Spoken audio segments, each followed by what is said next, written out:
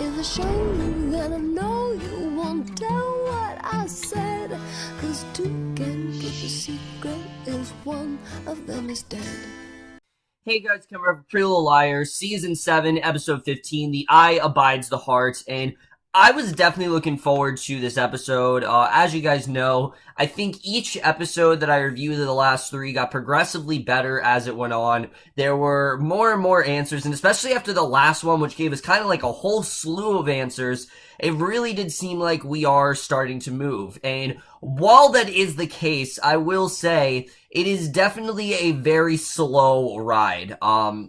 This was still a really good episode. I definitely will say I enjoyed this episode overall. Some of the things that I didn't think I was going to like as much, I actually did enjoy in this episode.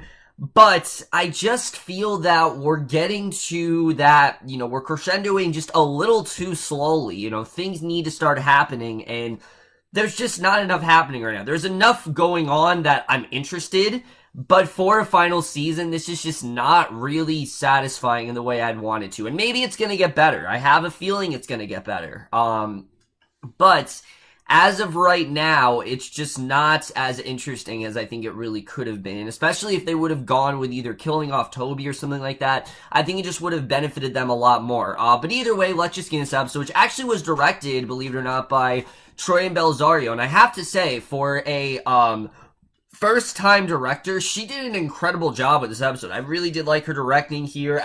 Nothing really necessarily stuck out to me, but I thought she overall did a really good job. I liked, her style with the episode. I thought overall was really good. I've always liked Troyan in the show. I think Spencer is such a great character, and I've always liked what Troyan does with her. So let's just get into this episode. First of all, let's talk about Aria, because I love where this plotline is going, I have to say. When I talk about how the show always has a certain status quo, this is what I mean by them breaking it. What they're doing with Aria is so unique and just so right for the show. Aria's always been that one character that's very shady. There's just something about her. I remember before A was revealed to be Mona, people thought that it was going to be Aria, or when A was revealed to be Charlotte, people thought it was going to be Aria. People have thought it was Spencer at points. I mean, I've always been interested by the idea of one of the liars having some sort of connection to A or AD, and this is exactly what I've wanted. You guys know this. I've always wanted it to be like one of the liars is shady, or one of the liars isn't really being truthful with them. And I love this plot line of Aria actually working with AD, because we didn't know what she was really going to do. I mean, Sydney gave her a really tempting offer, basically. So, we see though in the beginning of this episode that she definitely is going down some shady path. Basically, she starts the episode crouched behind this dumpster, and we don't exactly know why, but basically her phone lights up with this video chat from AD, and instead of a dark hoodie, Aria actually sees something even more disturbing, which is her own face. Yes, because of the work that Snapchat can do, which is kind of ridiculous, AD was able to make basically like a Snapchat-like filter of Aria's own face, and I thought it was actually really cool what they did here. But basically, she's telling her what Evil must do to appease AD and win the game, and basically she's giving her all these different steps and things like that, and Aria's saying that she's just not going to betray her friends. That's just not going to happen. There's no way that she'd actually do that, and AD laughs and says that Ezra's just one document away from going to prison. And of course, there are a million things that basically Ezra could go to prison for, like dating a minor and stalking teenage girls, but that's of course not what AD is talking about. She's just using this as as collateral damage for Aria to join the dark side, and obviously Aria's not, that's all it really takes for Aria to be like, alright, I'll join you. And again, it's different from what we've seen before, but it's the right different. This is the kind of thing that I really do think the show needs, and I really do love the way we've gotten this plotline. It's kind of come out of nowhere, but I'm honestly really happy for it. It's given us a really different side of Aria than we've seen before, and it's honestly really intriguing, and it probably is my favorite thing we've seen so far this season.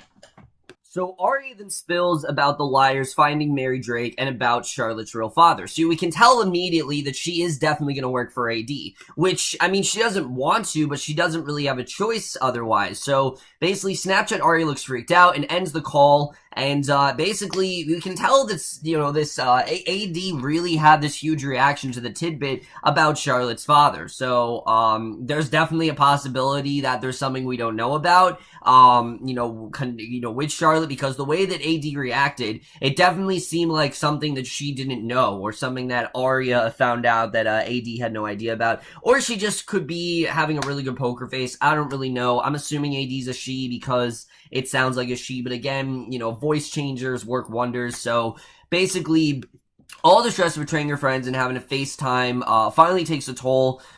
Basically, we see it's going to eventually take a toll, and Ezra tells Aria that he's actually going off to see Nicole, we find out, and her parents again. Aria freaks out, mostly because why would he need to take a flight to New York if he lived just outside of Philadelphia? Why do you need to get on a plane for that? Just drive or take the train. And it clearly seems like Ezra is hiding something, definitely. So she puts her foot down, and I like that she really was defensive about this, and it seems like AD is actually getting Aria to be just a little bit more defensive, and she says, no, I'm not going to let you do that. She tells him to not go because she's freaking out here, and Ezra says it's actually not about Nicole. It's about being able to look at himself in the mirror every day. That basically he just can't look at himself normally. There's been too much that he's gone through, and I mean, I don't know if he's actually telling the truth here, but I thought that was definitely interesting. And Aria basically says that, she tries to keep him from doing it, but he actually does leave for the airport anyway. And instead, AD sends her on another mission. This time she has to steal the comic they found in Lucas's loft and put it in locker 214 in Rosewood High. Now, what this is all about, we don't really know.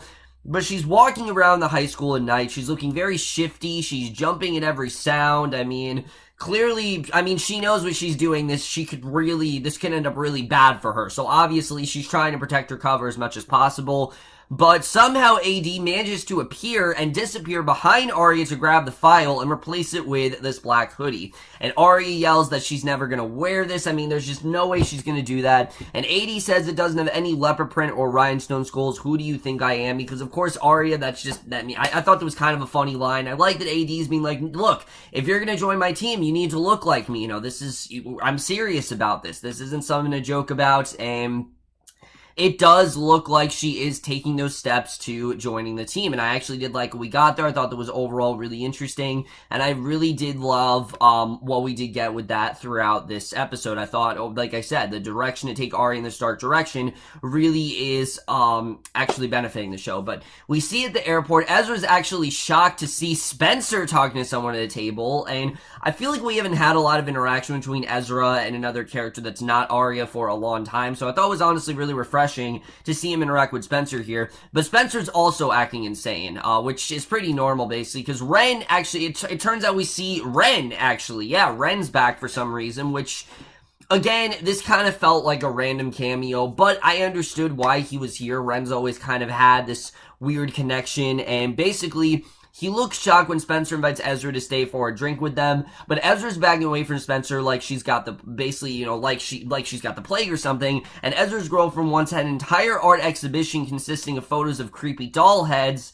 but Spencer seems to freak him out, obviously, so we don't really know what's going on there, but Spencer says she's just getting info from Ren about his experience with Charlotte, and asks that he not tell anyone like the police who she was talking to, and basically, she makes sure that he keeps this meeting to himself and that he doesn't say anything, and, clearly she wants him to withhold that information. If he's going to, we'll have to see, but basically, Aria misses a once-in-a-lifetime chance to change the locks on Ezra while he's gone, and at the end of the episode, I like that Ezra actually did admit to Aria that he actually chose to not get on his flight, but doesn't seem to mention bumping into Spencer, so it seems like he is staying loyal there, like he's not going to tell Aria about it, but he misses Aria that he chose not to get on his flight, but basically, Aria talks to Ezra, her phone rings in her bag, and she misses another FaceTime call from AD, and basically, we see at the end that there's because, basically we see AD's like mastering the FaceTime and everything. We don't know what that's all about, but I really do love where we're headed with this plot line. I think it definitely is one of the best things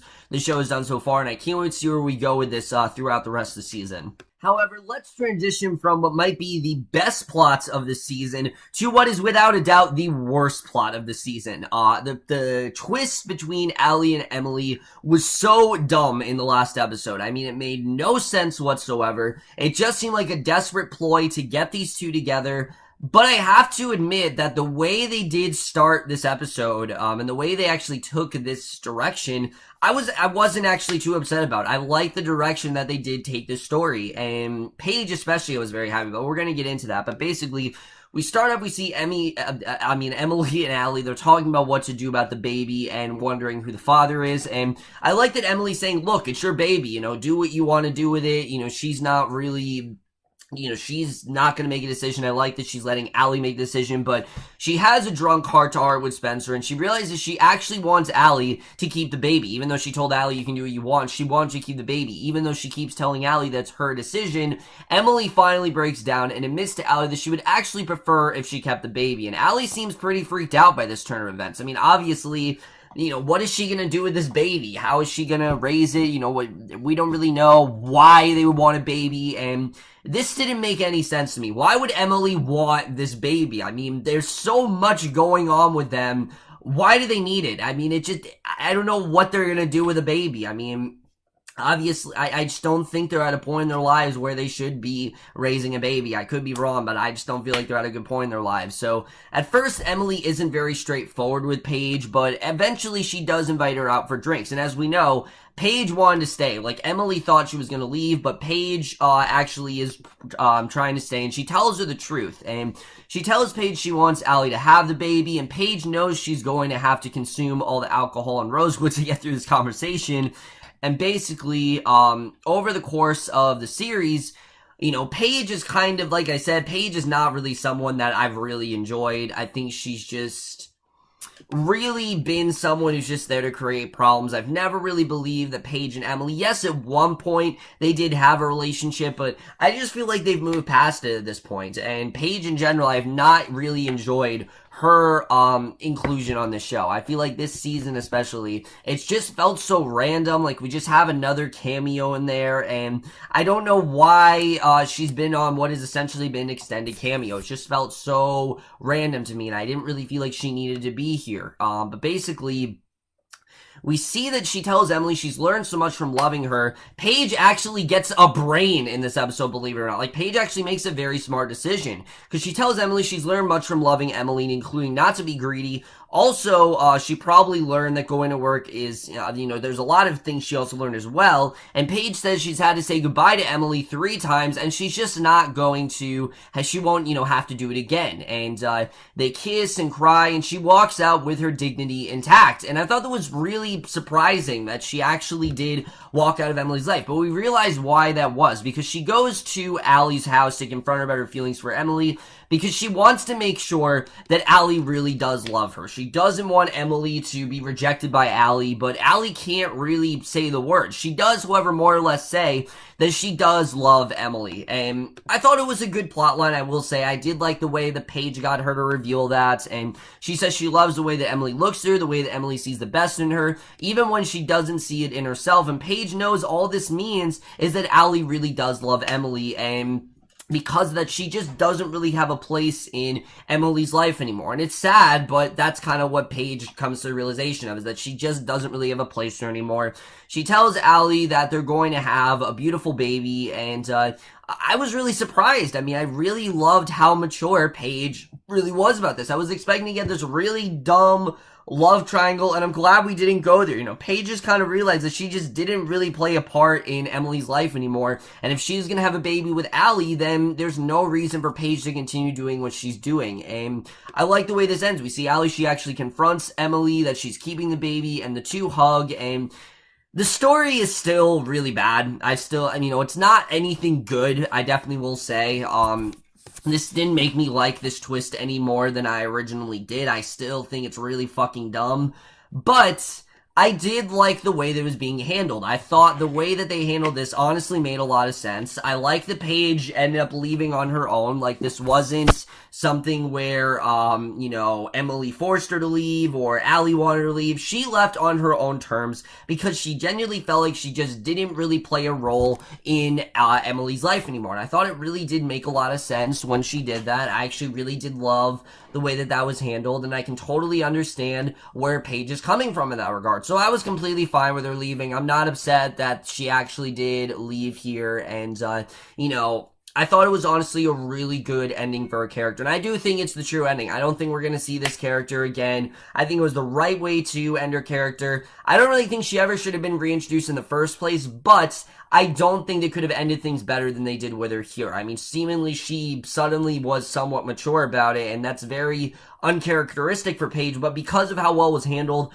I really can't, fault how out of character she was with this. I thought it actually did make a lot of sense. I like the way that was handled. It doesn't make me like this plotline anymore, but I did like the way that departure was handled in this episode.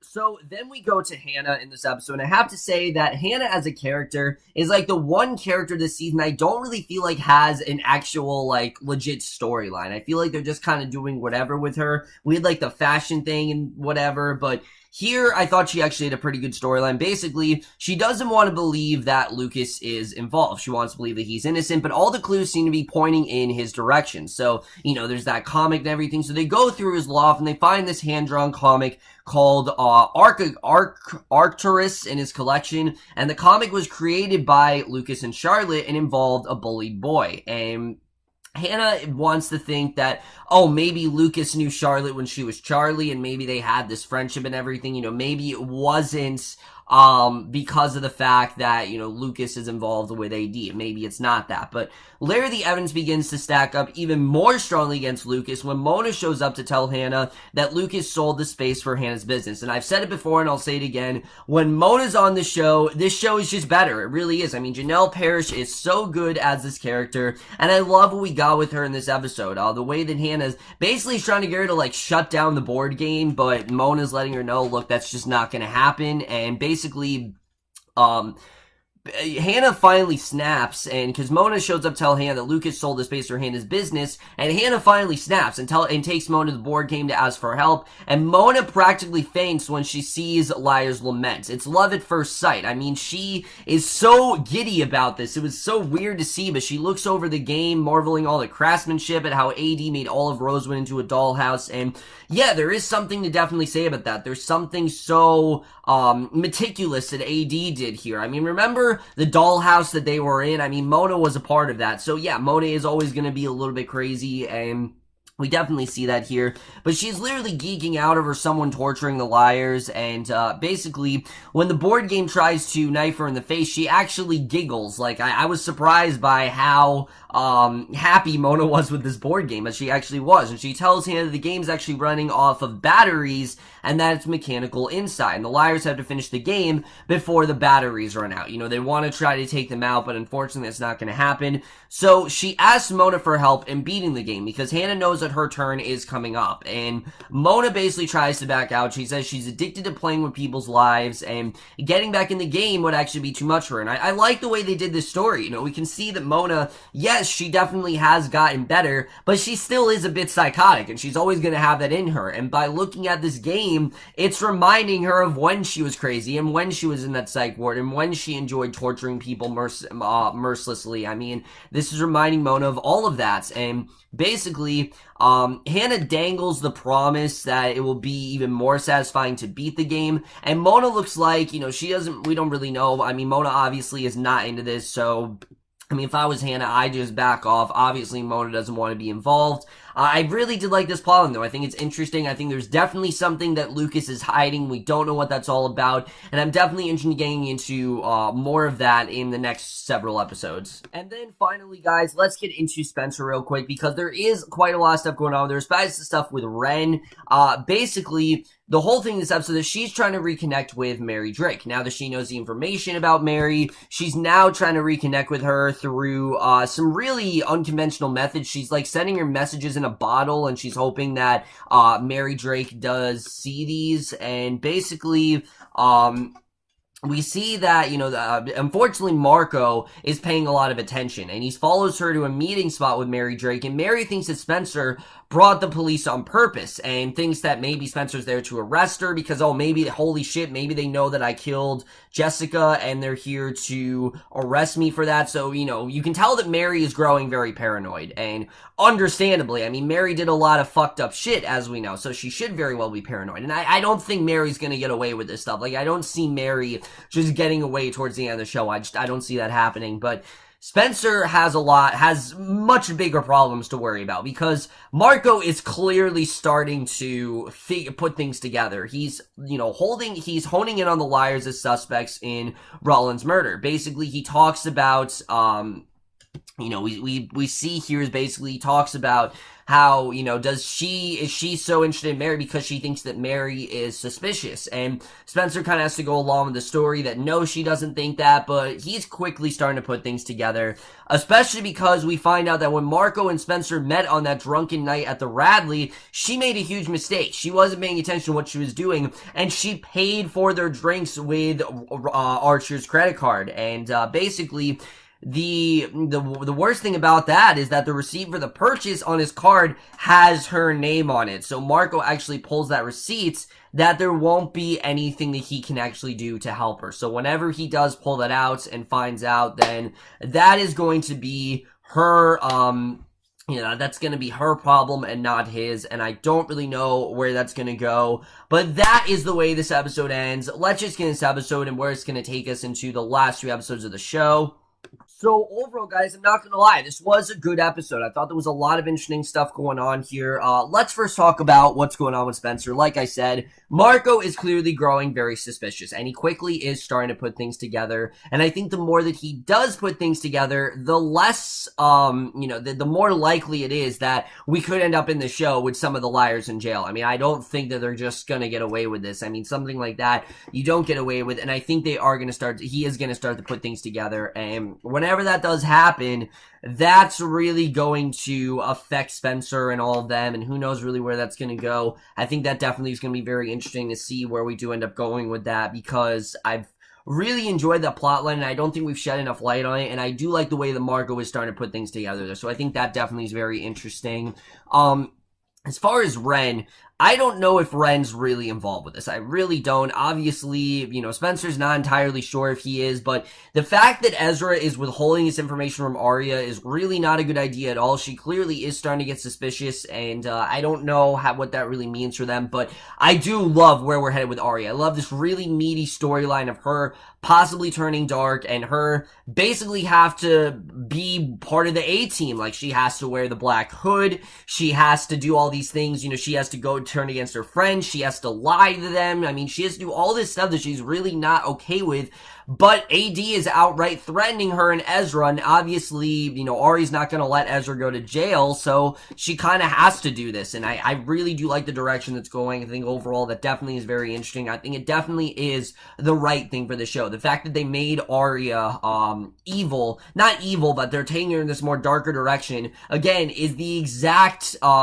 exactly what I talk about when I say the show needs to do something different. This is something very different, and I really am going to praise the show for it. I will definitely give them credit for doing something really different. As far as Emily and Allie, again, this plotline isn't better. I still think it's really dumb. I don't really understand it. Obviously, they still know that there's Allie's baby daddy is out there, definitely. Obviously the father of the child is out there somewhere, but I don't understand it, honestly. I mean, wasn't it that Emily donated her eggs and somehow AD blended it with, someone else's sperm? Who's the sperm out there? Who could this possibly be? Who's the sperm donor? We have no idea. I just don't care. I really don't care about this plot line. I want Emily and Allie together, but at this point, the way that they've done this, I don't really want them together now. I mean, again, I like the way that Paige handled it. I like that Paige left on her own terms because she realized that she just didn't really have a place there. But I also don't blame her. I mean, if I was in Paige's position, I'd get the hell out. I mean, that's just too complicated a situation to deal with, and I'd peace out too. So I don't really blame her for that.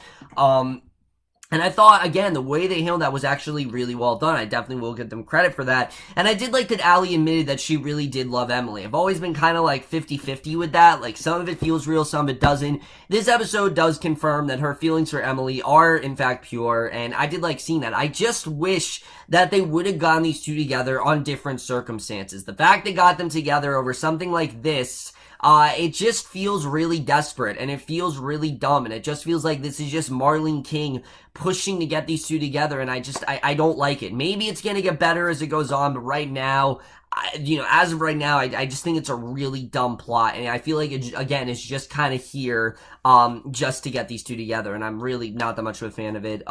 As far as Lucas, I know that Hannah doesn't want Lucas to be involved, but he definitely is hiding something. I think he's heavily involved in this in some way. It looks like in the next episode we're gonna get his confession, so I don't think that's gonna last very long. We'll have to see the way that turns out. As far as the game goes, I like the way that Mona is kind of starting to remember her psychotic phase, like remember why she's so psychotic and why she's so much of a,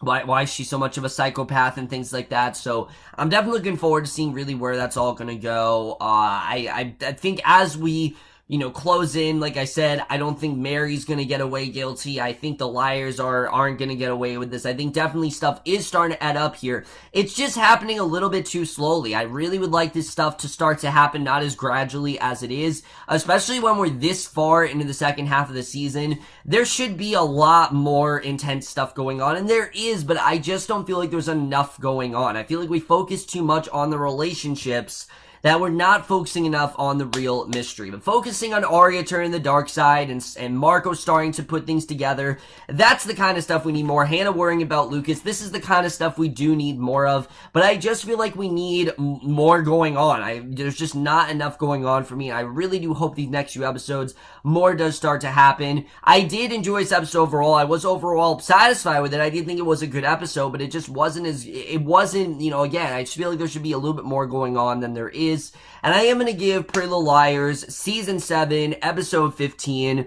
the Eye Abides the Heart, a 3.5 out of 5 or a B. So over, guys, for this episode of Pretty Little Liars. Most guys saw this episode overall, left your thoughts in it. Like I said, throughout today, I will basically get every single episode reviewed. I'm hoping to get to the series finale tonight. I know, obviously, it is tonight at 8 o'clock, and I'm hoping that I will be able to watch that. I think I will. I only have like 4 episodes left, and I think I'll get them done quite fast, but that's my review. Hope you guys enjoyed it. I will see you guys in my next video, which will be for episode 16 of Pretty Little Liars, and I will see you guys for that. Okay, bye.